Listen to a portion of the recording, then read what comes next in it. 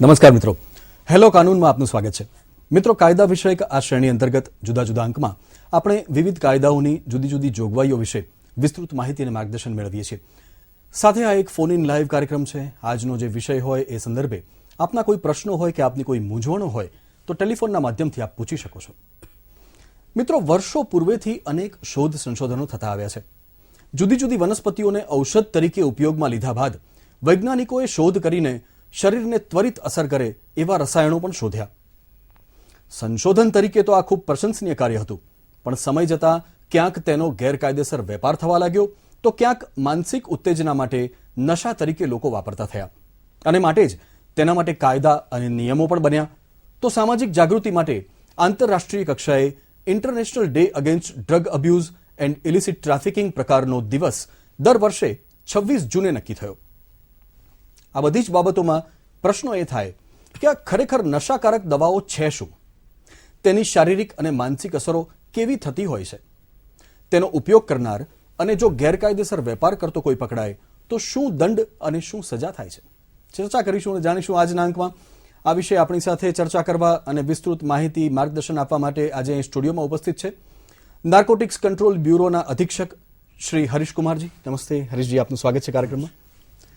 ઉપરાંત આપણી સાથે છે સામાજિક કાર્યકર મનશ્રી સોલંકી. નમસ્તે મનશ્રી, આપનું સ્વાગત છે કાર્યક્રમમાં. હરીશજી, જેને આ પ્રતિબંધિત દવાઓ એટલે કે ડ્રગ્સ તરીકે ઓળખાય છે, જે માદક દ્રવ્યો તરીકે ઓળખાય છે, નશાકારક કેફી પદાર્થો તરીકે ઓળખાય છે, ખરેખર આ ડ્રગ્સ એ છે શું? What is that thing? Drugs अगर एक परिभाषा देना चाहें तो कोई भी ऐसा पदार्थ, कोई भी ऐसा सब्सटेंस जिसको कंज्यूम करके हमारा सेंट्रल नर्वस सिस्टम, हमारा नर्वस सिस्टम पे एक इफेक्ट पड़े, एक प्रभाव पड़े. और जाहिर सी बात है, जब नर्वस सिस्टम पे प्रभाव पड़ेगा तो फिजिकल सिस्टम पे भी प्रभाव पड़ेगा. तो ड्रग्स में मैं कहना चाहूँगा, इसमें मेडिसिनल ड्रग्स भी शामिल हैं, इसमें नार्कोटिक ड्रग्स, साइकोट्रोपिक सब्सटेंसेस, बहुत सारे जो नए जो आयाम निकल के आ रहे हैं, जैसे कुछ सॉल्वेंट्स जिनको कंज्यूम करके सिस्टम पे, नर्वस सिस्टम पे फ़र्क पड़ता है, वो भी शामिल हैं. अगर इनको बांटा जाए तो डिफरेंट तरीके से, जैसे क्या वो नेचुरल हैं, क्या वो केमिकल हैं, इस तरह से बांट सकते हैं. या फिर उनके जो प्रभाव हैं, जैसे कुछ ड्रग्स हैं, स्टिमुलेंट्स हैं, जो हमारे सिस्टम को, हमारे बॉडी को, हमारे मेंटल सिस्टम को उत्तेजक कर सकते हैं. कुछ डिप्रेसेंट्स हैं, हेलुसिनोजेंस हैं, इस तरीके से बांट सकते हैं. नार्कोटिक ड्रग्स में वो ड्रग्स आते हैं जो यूनाइटेड नेशन कन्वेंशन, संयुक्त राष्ट्र संघ, जो उसकी कन्वेंशन हुई 1961 में, उन्होंने नोटिफाई किया है नार्कोटिक ड्रग्स को. मूलतः एक कॉमन लेमैन की लैंग्वेज में हम कह सकते हैं कुछ नेचुरल ड्रग्स, जैसे कि ओपियम, अफीम, कैनबिस, गांजा, कोका प्लांट, ये नेचुरली अकरिंग सब्सटेंस, इनको एक लेमैन लैंग्वेज में कहेंगे, बट अदरवाइज उनको यूनाइटेड नेशंस के नोटिफिकेशन जो है इस कन्वेंशन के बाद में, उसमें डिफाइन किया गया है. साइकोट्रोपिक सब्सटेंस की बात करें तो हिंदी में उसको कहेंगे मनोप्रभावी पदार्थ, जो हमारे मेंटल सिस्टम पे, मन पे कुछ प्रभाव डालें, जिसमें स्टिमुलेंट्स, जिसमें डिप्रेसेंट्स, मोस्टली केमिकल टाइप के सब्सटेंसेस हैं. स्टिमुलेंट्स में जैसे एम्फेटामाइन, डिप्रेसेंट्स में जैसे बार्बिचुरेट्स, बेंजोडाइजेपिमाइन, ये सर्टेन साइकोट्रोपिक सब्सटेंसेस हैं.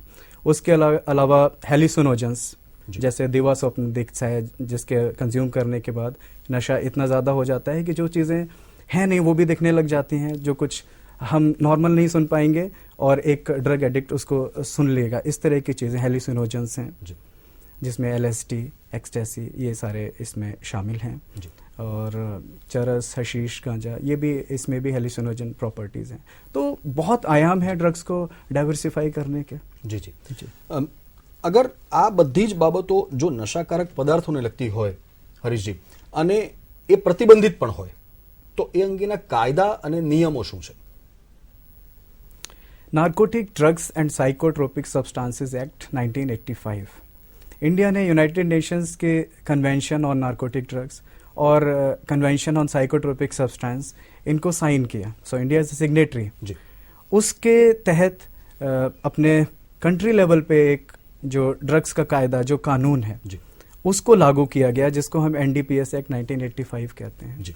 इसमें यूनाइटेड नेशन की कन्वेंशन ही नहीं, बल्कि हमारे संविधान के आर्टिकल 47, अनुच्छेद 47 में जो डायरेक्शंस दी हुई हैं, उसका भी उससे भी प्रेरणा ली गई है और इस एक्ट की स्थापना की गई है। ये अपने आप में एक बहुत ही स्ट्रिंजेंट, बहुत ही टफ, स्ट्रिक्ट एक्ट माना जाता है, क्योंकि इसमें सजाओं के प्रावधान में मिनिमम 10 इयर्स की सजा है। जैसे अगर कॉमर्शियल क्वांटिटी के साथ कोई ड्रग्स सप्लाई करते हुए या उसका ट्रैफिकिंग करते हुए पकड़ा जाता है। उसके अलावा इसके स्ट्रिंजेंट जो स्ट्रिक्टनेस है, इस बात पे भी देख सकते हैं कि बार बार ड्रग्स स्मगलिंग करने वाले को एक मृत्युदंड तक की सजा का भी प्रावधान है जी। तो इस तरह के कानून का, जिसमें मल्टी एजेंसीज, बहुत सारी एजेंसीज इस एनडीपीएस एक्ट को लागू करने में सक्षम हैं। जैसे सेंट्रल में पुलिस ऑर्गेनाइजेशंस हैं, like narcotics control bureau, DRI, customs, excise, state police, state excise, इस तरह से बहुत सारी एजेंसीज इस एक्ट को लागू करने में सक्षम है। इसके प्रावधानों के हिसाब से अपनी एनफोर्समेंट एक्टिविटीज करते हैं। આપની સાથેની ચર્ચા જારી રાખીશું એ પહેલા એક દર્શક મિત્ર આપણી સાથે જોડાઈ રહ્યા છે, ગોંડલના ગીતાબેન. જી નમસ્તે ગીતાબેન. નમસ્તે. આપનો પ્રશ્ન જણાવો. હું દેરડીના ગોંડલ તાલુકાના દેરડી ગામથી બોલું છું. જી જી. હા, તો આ ડ્રગ્સ છે તે કેવી રીતે બને છે અને ક્યાંથી આવે છે અને યુવાનોને કઈ રીતે એનાથી દૂર રાખવા જોઈએ? જી, ખૂબ જ અગત્યનો પ્રશ્ન છે ગીતાબેન આપનો, અને ખૂબ જ ગંભીર મુદ્દા પણ છે આપના પ્રશ્નમાં. ચોક્કસ આજના આ કાર્યક્રમની ચર્ચા આપ સાંભળતા રહો. આ બધા જ પ્રશ્નોના ઉકેલ આપણને મળશે અને આપણી મૂંઝવણો પણ દૂર થશે. हरीशजी, ये जो गीताबेन थी गोंडल से, ऐसे कई दर्शक हैं वो ये जानना चाहते हैं कि ये जो पदार्थ हैं, नशाकारक पदार्थ, जो नारकोटिक ड्रग्स हैं, वो मूलतः कहाँ से इंपोर्ट किए जाते हैं, सबसे ज्यादा कहाँ पाए जाते हैं, या तो अगर ऐसा भी कोई रीजन है जहां पर ये अपने आप एज एन एग्रीकल्चर प्रोडक्ट मिलता हो? बहुत अच्छा सवाल पूछा है। जी जी। इंडिया देखा जाए तो इधर लेफ्ट साइड में गोल्डन क्रीसेंट एक एरिया जिसको कहते हैं हम, जहाँ पे ओपियम इलीगल 90% वर्ल्ड की इलीगल ओपियम उगती है जी। और इंडिया के लेफ्ट साइड में देखा जाए तो गोल्डन ट्रायंगल एक एरिया है जहाँ पे ओपियम उगती है। तो दो ऐसे एरियाज हैं जहाँ पे ओपियम की प्रोडक्शन इतनी ज्यादा है। उसके अलावा हमारे देश में 3 राज्य हैं, यूपी, MP, राजस्थान, जहाँ पे ओपियम के प्रोडक्शन के लाइसेंसेस दिए जाते हैं। लिसिट कल्टीवेशन होती है, मगर जहाँ से इलिसिट कल्टीवेशन या जहाँ से लीकेजेस होने की संभावना होती हैं। तो ये आसपास नारकोटिक प्रोड्यूसिंग रीजन्स हैं, जिसकी वजह से ये एक ट्रांजिट कंट्री टाइप में इसको कह सकते हैं। उसके अलावा कुछ दूर दराज के एरियाज जैसे जंगलों के अंदर इलीगल तौर पे कैनबिस, गांजा, ओपियम उगाई जाती है, जो कि एक चिंता का विषय है, जिस पे सभी एजेंसीज मिलकर काम कर रही हैं। जी। मनश्री, તમે તો આર્ટના માધ્યમ દ્વારા પણ લોકોમાં જાગૃતિ ફેલાવવાનો એક મહત્વનું કાર્ય કરી રહ્યા છો. તો તમારા જે અવલોકનો છે એમાં તમને સૌથી વધારે શું જોવા મળ્યું કે લોકો ડ્રગ્સ તરફ યુવાનો કે બાળકો જો ધકેલાતા હોય તો એનું મુખ્ય કારણ શું હોઈ શકે? ઘણા બધા પ્રશ્નો છે જેના લીધે બાળકો અને યુવાનો આ તરફ વધારે ખેંચાય છે. સૌથી પહેલો પ્રશ્ન કે જે સ્ટ્રેસ છે, એન્ઝાયટી છે, ડિપ્રેશન છે, બાળકો જ્યારે નવા માહોલમાં આવે છે, નવા કલ્ચરમાં આવે છે, ત્યારે ઇન્ફિરિયરિટી કોમ્પ્લેક્સ છે કે પોતાને પ્રૂવ કરવા માટે, પોતાને એક રિલીફ આપવા માટે, તો આવા ઘણા બધા ફેક્ટર્સ છે. બટ મેજરલી સ્ટુડન્ટ્સ આની અંદર જ્યારે ઇન્ડલ્જ થાય છે તો એનું કારણ મને એ જ જોવા મળે છે કે કાં એ પોતાને પ્રૂવ કરવા ઈચ્છે છે અથવા એક અમુક વસ્તુ શેર નથી કરી શકતા, ડિપ્રેશનમાં હોય છે કે સ્ટ્રેસમાં હોય છે. કલ્ચર એક એવી વસ્તુ છે કે જ્યારે દાખલા તરીકે કોઈ નાના શહેરમાંથી કોઈ બાળક મોટા સિટીમાં આવે અને ત્યારે એ મેટ્રોની લાઈફ સાથે કોપ અપ ના કરી શકે, ત્યારે એને ઇન્ફિરિયર ફીલ થાય. ખરેખર એને એ વાતાવરણ ત્યાં મળ્યું ના હોય કે જે આપણી મેટ્રોની લાઈફ છે, એક અર્બન લાઈફસ્ટાઈલ છે, એના રિલેટેડ વાતાવરણ ના મળ્યું હોય, એટલે એને સૌથી પહેલા તો એક ઇન્ફિરિયર ફીલ થાય કે નહીં, હું આ લોકોની સાથે નથી મેનેજ કરી શકતો, તો મને એમાંથી બહાર નીકળવા માટે એ લોકોની હરોળમાં રહેવું પડશે. એમ કરીને અગર કોઈ મિત્ર કે અગર એ એવા વર્તુળમાં આવી જાય અને ટ્રાય કરે, પછી ધીમે ધીમે એને આદત પડી જાય અને આવી રીતે આનું નેટવર્ક મોટું થતું જાય છે. સો ખાસ કરીને સ્ટ્રેસ અને એન્ઝાયટી આ વસ્તુ એવી છે કે જે બાળકો અને યુવાનોને તેની તરફ ડાયરેક્ટ કરે છે. જી આપણી સાથે એક દર્શક મિત્ર અમદાવાદના જોડાઈ રહ્યા છે, સંજયભાઈ પરમાર. જી સંજયભાઈ, નમસ્તે. હા સર, આપનો પ્રશ્ન જણાવો. જય શ્રી કૃષ્ણ. જી. હું એમ કહેવા માંગુ છું કે આપણે ત્યાં દારૂ અને માદક દ્રવ્ય અને ઘણા બધા નશાના વસ્તુઓ આપલે થતી હોય, આપણે જી. જોઈએ પણ ખરા. જી હું ખુદ પણ જોઉં છું, આજુબાજુ હું ચાલીમાં રહું એટલે દેશી ને એવા દારૂ નહીં ચાલતા હોય, પરંતુ આપણે જોઈ છતાં પણ કમ્પ્લેન કરી નહીં શકતા, ફરિયાદ નહીં કરી જી શકતા. જી ડર લાગે છે જી. આપણે કે આપણે શું લેવા દેવા. જી. તો આપણે એના માટે શું કરી શકીએ? આપણે કમ્પ્લેન કરવી ખૂબ જ હોય અગત્યનો તો? પ્રશ્ન છે સંજયભાઈ, અને આજના આ કાર્યક્રમમાં જે વિષય અંગે જાગૃતિ ફેલાવવાનો આ એક પ્રયાસ છે, એમાં અવસર પણ ખૂબ સુંદર છે કે આપણી સાથે નાર્કોટિક્સ કંટ્રોલ બ્યુરોના અધિક્ષક પોતે જ અહીં હાજર છે. હરીશજી, લોકોને પણ એ ડર લાગે છે કે અમારે જાણ કરવી હોય તો ક્યાં કરવી, अगर किसी को इन्फॉर्मेशन देनी है तो वो कहाँ दे सकते हैं और कैसे दे सकते हैं सर? इन्फॉर्मेशन के लिए बहुत सारी एजेंसी, जैसे मैंने बताया, जो ड्रग्स का कानून का प्रावधान जो लागू करने में सक्षम है, प्रोमिनेंट मैं कहना चाहूँगा नारकोटिक्स कंट्रोल ब्यूरो को ही दे सकते हैं. जी जी. हम अपना नंबर, अपना जो है सब शेयर करेंगे और डेफिनेटली कॉल कर सकते हैं. मेरे ख्याल से narcoticsindia.nic.in जो वेबसाइट इस समय आप टीवी स्क्रीन पे देख सकते हैं जी. उस पे लॉग इन करके, और ये जो फ़ोन नंबर दिखाया जा रहा है इस पे लॉग इन करके आप ये इस तरह की सूचना दे सकते हैं और हर संभव कार्यवाही की जाएगी. उसके अलावा लोकल पुलिस स्टेशन, जबकि आप सबसे ज़्यादा जो नज़दीकी जो आपका जो प्राइम सोर्स ऑफ हेल्प है जी. वो नियरेस्ट पुलिस स्टेशन होता है, वहाँ पे भी दी जा सकती है. So these are various agencies. Harishji, આપે જે માહિતી આપી, દર્શક મિત્રો ખૂબ જ સુંદર માહિતી આપણા સુધી પહોંચી છે સુપ્રિન્ટેન્ડન્ટ સાહેબ પાસેથી, અને એ જ માહિતીને વધુ સ્પષ્ટતા સાથે હું આપને જણાવી રહ્યો છું. જો કોઈ પણ વ્યક્તિ ડ્રગ એડિક્ટ હોય અથવા તો ડ્રગ્સનું વેચાણ થતું આપના ધ્યાનમાં આવે તો નાર્કોટિક્સ કંટ્રોલ બ્યુરોના ટેલિફોન નંબર પર આપ જાણ કરી શકો છો, અને આ ટેલિફોન નંબર આપ નોંધી લેશો: 079 2748 5488 079 2748 5488.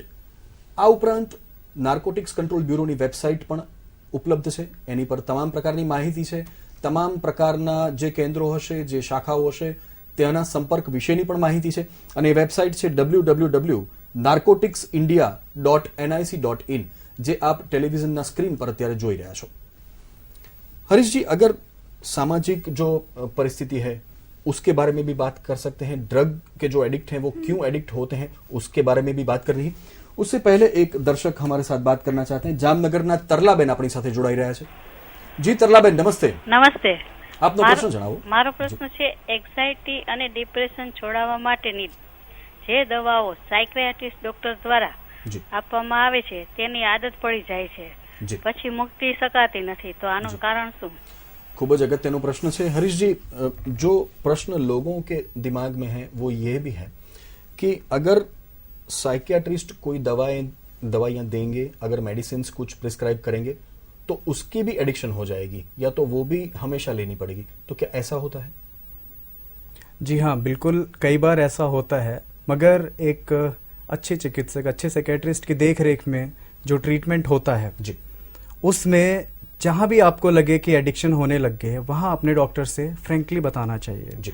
क्योंकि साइकेट्रिक जो भी दवाइयाँ बताई हैं ये सब की सब सक्षम है, एक तरह से साइको एक्टिव सब्सटेंसेस हैं, साइकोट्रोपिक सब्सटेंसेस हैं, और ये सक्षम है कि इनकी आदत पड़ जाए और इनकी एडिक्शन पड़ जाए. सो द पॉइंट इज, अपने डॉक्टर से एकदम ट्रू रहिए, और जो भी आपको फील हो रहा है एडिक्शन जैसा, अगर कुछ लग रहा है आपको कि बिना उसके गुजारा ही नहीं हो रहा है आपका, या आप अपने दैनिक कार्यकलाप जो है, डेली रूटीन्स हैं, वो उसमें आपको इफेक्ट पड़ रहा है, तो आप फ्रेंकली, आपका डॉक्टर आपका पहला पॉइंट ऑफ हेल्प है, मैं कहूँगा सबसे पहले उससे डिस्कस करें. હરીશજી અને મનશ્રી, આપની સાથેની ચર્ચાનો દોર જારી રાખીશું એક નાના વિરામ બાદ. દર્શક મિત્રો, જોતા જ રહેશો કાર્યક્રમ હેલો કાનૂન.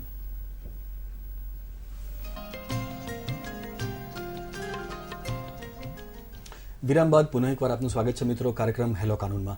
આજે આપણે ચર્ચા કરી રહ્યા છીએ international day against drug abuse and illicit ટ્રાફિકિંગના વિષય ઉપર, જે આંતરરાષ્ટ્રીય કક્ષાએ આ દિવસ ઉજવવામાં આવે છે, અને એ વિષય ઉપર આપણને વિસ્તૃત ચર્ચા કરવા માટે અને માહિતી આપવા માટે અહીં સ્ટુડિયોમાં ઉપસ્થિત છે નાર્કોટિક્સ કંટ્રોલ બ્યુરોના અધિક્ષક હરીશકુમારજી અને સામાજિક કાર્યકર મનશ્રી Solanki.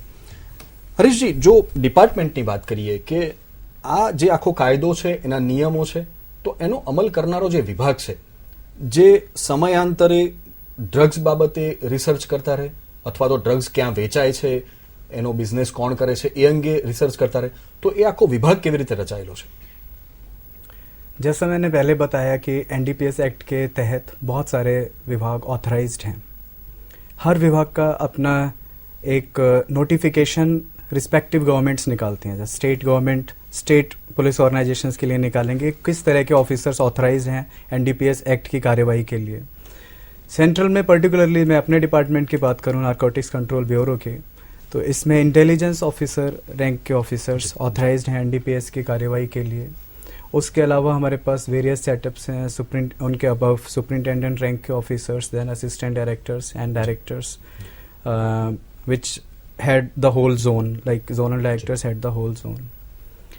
Intelligence officers when they get any intelligence, जब उनके पास कोई माहिती आती है, सूचना आती है, तो उस पर वर्क करते हैं. उसके बाद उसको तरह तरह के मेथड्स, कई बार खुफिया मेथड्स, इस तरह से हम लोग अप्लाई करते हैं. जी. माहिती जब कंफर्म हो जाता है कि हाँ जिस पे डाउट है, तो पूरी यूनिट प्लान करती है एक ऑपरेशन और उसके बाद उस पे कार्यवाही होती है. अपनी साथे वडोदराना एक दर्शक मित्र मनुभाई जोड़ाई रह्या छे. जी मनुभाई, नमस्ते. नमस्कार सर. आपनो प्रश्न जणावो. नमस्कार नमस्कार सर. सर मेरा प्रश्न ये है कि जो शिवरात्रि के दिन भांग बेचते हैं जी, जी. और वो भांग का स्टॉक घर पे भी करते हैं और वहाँ पे भी बेचते हैं जी. पूरे साल भर, तो ये नार्कोटिक्स में आता है कि नहीं आता है? बहुत सरस प्रश्न है हरीश जी. अभी अभी आपने बताया कि इलिसिट ट्रैफिकिंग किसे कहते हैं और लिसिट ट्रैफिकिंग किसे कहते हैं. जी. तो जो ગેરકાયદેસર जो કોઈ પણ પ્રકારનો વેપાર થતો હોય અને કાયદેસરનો વેપાર, તો આ શિવરાત્રીમાં જે પ્રસાદ તરીકે ભાંગનો ઉપયોગ થતો હોય, તો શું એ કાયદેસર છે? बेसिकली भांग की जो डीलिंग है वो नार्कोटिक ड्रग्स और साइकोट्रोपिक सब्सटेंसेस एक्ट के तहत नहीं होती जी. उसके लिए स्टेट एक्साइज डिपार्टमेंट है, जी. जैसे भांग के ठेके हैं उनके लाइसेंसेस दिए जाते हैं. So that is basically dealt by state excise only, not which does not come under the purview of NDPS. એટલે એને નાર્કોટિક ડ્રગ તરીકે ગણવામાં નથી આવતું. उसमें भांग नहीं आता है. जी, जी, जी. बट तो कैनबिस की ही मैं थोड़ा दर्शकों को बताना चाहूंगा, कैनबिस की ही प्रजाति है कैनबिस सताइवा, जिससे गांजा, चरस, हशीश वो उसमें कवर करता है एनडीपीएस एक्ट में. But bhang technically NDPS act એટલે દર્શક મિત્રોની જે મૂંઝવણ છે એ પણ ખૂબ જ સચોટ મૂંઝવણ છે, સ્પષ્ટ મૂંઝવણ છે કે ભાંગ તો એને પ્રસાદ તરીકે જો લેવામાં આવતો હોય તો એ નાર્કોટિક ડ્રગ કહેવાય કે નહીં, તો એ કદાચ આજે એ સ્પષ્ટતા થઈ છે આ કાર્યક્રમથી કે ભાંગ એ નાર્કોટિક ડ્રગ તરીકે નથી ગણાતું. મનશ્રી, તમે ખૂબ જ જે સામાજિક અવલોકન કર્યું છે એમાં શું તમને એવું લાગે છે કે જે ડ્રગ એડિક્ટ છે, જેને આદત પડી છે, એ વ્યક્તિને તો એમાંથી બહાર આવવાની સમજ પડવાની નથી, તો શું એવું શક્ય છે કે એનો પરિવાર, એની આસપાસ રહેતા લોકો, અગર તો સૌથી પહેલો એનો જેને એપ્રોચ થાય છે એવા એના ફેમિલી ડોક્ટર, એ કેટલો ભાગ ભજવી શકે આમાં? ડ્રગ એડિક્ટની આસપાસનો કોઈ પણ વ્યક્તિ, પછી એનું એ પરિવારમાં હોય, મિત્ર હોય, એજ્યુકેટર હોય કે પછી ડોક્ટર હોય, કોઈ પણ વ્યક્તિ એક ઇમ્પોર્ટન્ટ રોલ પ્લે કરી શકે છે. અગર તમે એ વ્યક્તિ વિશે જાણતા હોય અને તમે એક સિવિલિયન તરીકે પણ મદદ કરવા ઈચ્છો તો બી થઈ શકે છે. ઘણી વખત એવું થતું હોય કે જ્યારે ખબર પડે કે આ વ્યક્તિ ડ્રગ એડિક્ટ છે, તો એ એક ટેગ લાગી જાય, એક નામ એની સાથે એડ થઈ જાય કે ભાઈ આ વ્યક્તિ આ એક્ટિવિટીની અંદર ઇન્ડલ્જ થઈ ગયો. એને અપનાવવા માટે આપણો સમાજ છે એ થોડો પાછળ પડે છે, કારણ કે એની પાછળ એક બીજું કારણ છે કે ઇટ્સ અ ક્રાઇમ. લોકો ડરે છે આના ટ્રીટમેન્ટને પણ અપ્રોચ કરવા માટે. લોકોને ડર લાગે છે કે અમે પકડાઈ જશું તો પરિવારનું નામ પણ ખરાબ થશે. તો જ્યારે પણ કોઈ વ્યક્તિ આવી કોઈ એક્ટિવિટીમાં ઇન્ડલ્જ થયેલું તમને જોવા મળે તો એની મદદ કરો, એને સમજાવો. એના દ્વારા તમે બીજા એવા 5-6 એના મિત્રોને પણ પકડી શકશો અને એના દ્વારા એના સપ્લાયરને પણ પકડી શકશો. આપણું જે અર્થતંત્ર, જે આપણું કોન્સ્ટિટ્યુશન છે, ભારતનું સંવિધાન છે, જે કાનૂન આપણે જેને કહીએ છીએ, એનો બેઝ માનવતા છે. આજે કોઈ પણ કાયદો બનેલો છે તો એ કાયદો આપણા ધર્મના ગ્રંથો ઉપરથી જ બનેલો છે કે ન્યાય કરવો, કોઈ પણ ખોટી વસ્તુ સહન કરવી નહીં, અન્યાય કરવો નહીં, કોઈ ખોટા માર્ગે જવું નહીં, કોઈને નુકસાન કરવું નહીં. તો કાયદાથી બીવાની જરૂર નથી, એ માનવતાના હિતમાં છે.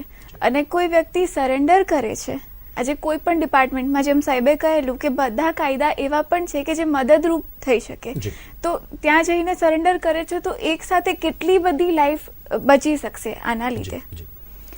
ખૂબ જ અગત્યની માહિતી છે મનશ્રી આપની પાસે, પણ આપ બંનેની પાસે જે વિગતો અને માર્ગદર્શનની ચર્ચા કરવી છે એનો દોર જારી રાખીશું એક નાના વિરામ બાદ. દર્શક મિત્રો, જોતા જ રહેશો કાર્યક્રમ હેલો કાનૂન.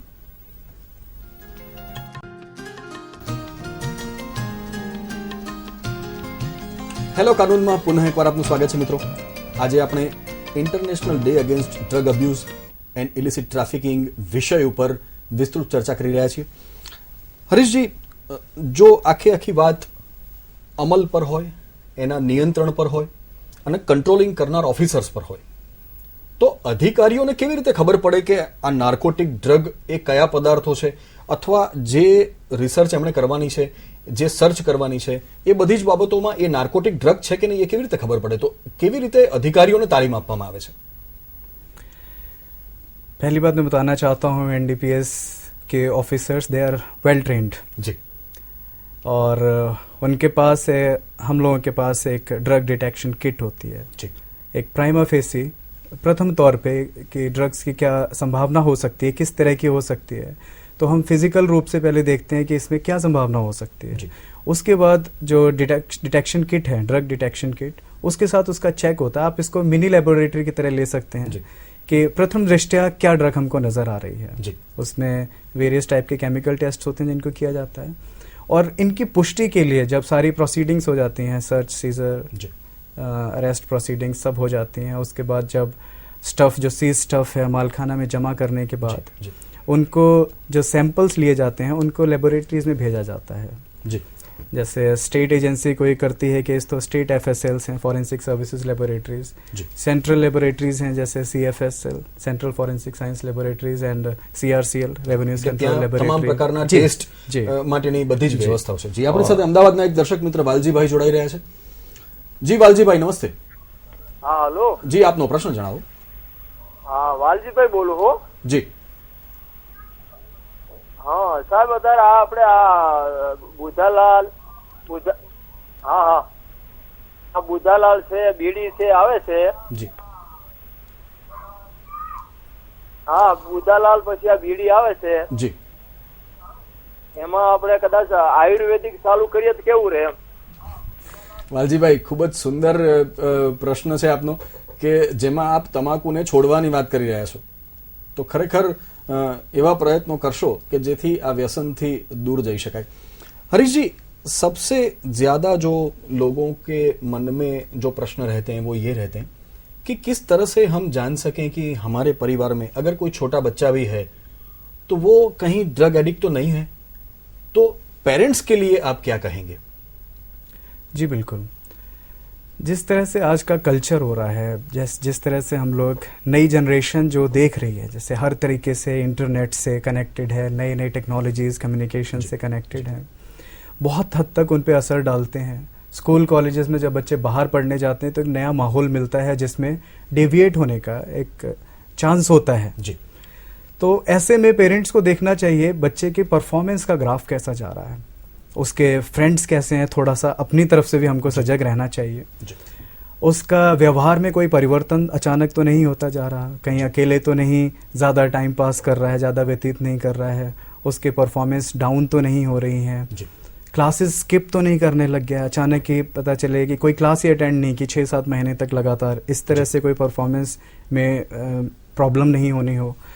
और उसके अलावा मैं कहूँगा जैसे अगर सर्च करते रहे, अचानक चेक कर रहे हैं और उनके जेब से कुछ मेटेलिक फॉइल्स या कुछ सिगरेट या इस तरह की कुछ अनयूजुअल चीज़ें, कुछ टेबलेट्स वगैरह मिले जो माँ बाप को पता नहीं है क्या है, मगर एक शक डेफिनेटली आता है कि बच्चा कहीं किसी और रास्ते पे तो नहीं निकल गया है जिस तरफ से. तो सभी पेरेंट्स को इस बारे में भी सजग रहना होगा. जी जी. और मैं कहना चाहूँगा बच्चों का मित्र बन के रहना होगा हमें, पेरेंट्स बन के नहीं। हरीश जी, और एक बात कि सबसे ज्यादा अगर किसी को पता चल सके तो वो फैमिली डॉक्टर्स होते हैं जी। कितना महत्व समझते हैं आप, ये जो पूरी जो ड्रग्स की बात है उसमें डॉक्टर्स कितना रोल प्ले कर सकते हैं? बिल्कुल, फैमिली डॉक्टर मतलब एक बहुत ही नॉलेजेबल पर्सन जो आपको हमेशा देख रहा है, आपकी हेल्थ को हर दरबदर कुछ दिनों में जो आपको देख रहा है, उससे ज़्यादा अच्छी तरह से आपके बॉडी में जो चेंजेस हैं, आपके मेंटल या फिजिकल लेवल पे जो सिम्टम्स हैं ड्रग एडिक्शन के, उनसे ज़्यादा अच्छी तरह से मेरे ख्याल से कोई नहीं जानता, बिकॉज वो उनका जो स्तर है, बौद्धिक स्तर और पढ़ाई का स्तर, उनमें वही सब चीज़ें पढ़ती भी हैं। सो आई शुड से, मैं कहना चाहूँगा डेफिनेटली वो फर्स्ट पॉइंट ऑफ हेल्प और फर्स्ट पॉइंट ऑफ जो वॉच डॉग कहेंगे जिसको, कि जो निगरानी रखता है इस चीज़ में कि किस तरह के सिम्टम्स हैं, वो फैमिली डॉक्टर है। મનોજશ્રી, આખી ચર્ચામાં સંક્ષિપ્તમાં આપની પાસેથી એ જાણવા માંગીશું કે લોકોને આ બધી જ બાબતોથી દૂર રહેવા માટે આપ શું કહેવા માંગશો? મારી અપીલ છે લોકોને કે અગર તમે કોઈ પણ ખાલી ડ્રગ્સ નહીં, કોઈ પણ એડિક્શનમાં ફસાયેલા હોય, બિકોઝ આ એક ફસાવવું જ છે, એની અંદર તમે ફસાઈ જાઓ છો, તો એના બહાર આવવા માટે તમને તમારો ધર્મ, તમારું કલ્ચર, તમારી લાઈફસ્ટાઈલ, તમારી આસપાસના લોકો, કોઈ પણ ખરાબ વસ્તુથી દૂર રહેવું એ આપણી ચોઈસ છે.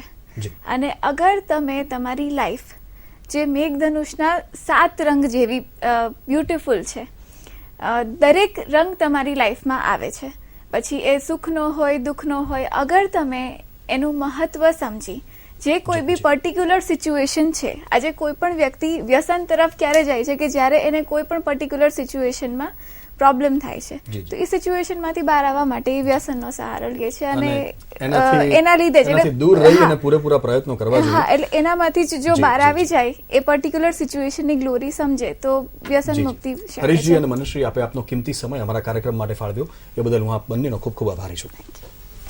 દર્શક મિત્રો, હેલો કાનૂનના હવે પછીના અંકોમાં પણ જુદા જુદા કાયદાના વિષયોને લઈને ઉપસ્થિત થતા રહીશું.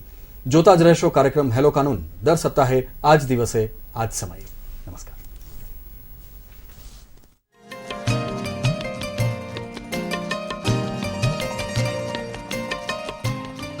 નિયમો બનાવે